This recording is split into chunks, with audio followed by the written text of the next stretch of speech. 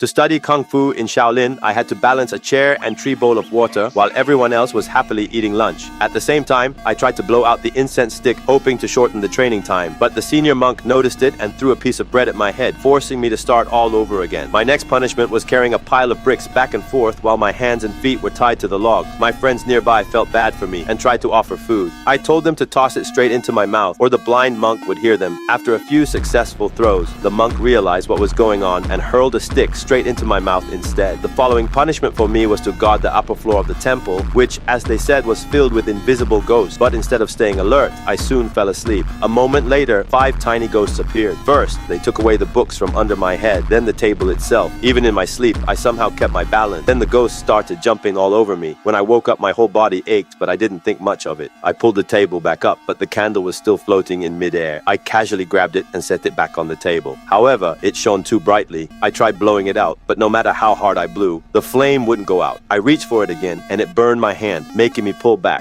Suddenly, the candle went out by itself. That's when I realized the place was cursed. I quickly started searching for sacred scrolls and charms, but the little ghost blew the paper talismans all over the floor. When I finally picked up the right one, I couldn't match it to the correct book. Just as I was about to run, tiny ghosts pressed my legs to the floor. I dropped my shoes and turned around to see them heading toward the exit. When the ghosts stopped in front of the stairs, I jumped on them. Using the fighting stance I'd learned, I scared the rest so badly they fell to their knees, begging for mercy. I was about to grab a hammer to teach them a lesson, but the little ghost screamed and slipped into the cracks of the wall. I followed and found an old, crumbling scroll hidden inside. It turned out to be the lost Shaolin martial arts manual that had vanished centuries ago. After opening the manual, I understood that the 5 little ghosts were the spirits created by the manual itself. I fell to my knees and begged them to accept me as a student. Over time, they trained me in an ancient style made up of 5 unique forms, and finally, I was ready to leave Shaolin behind.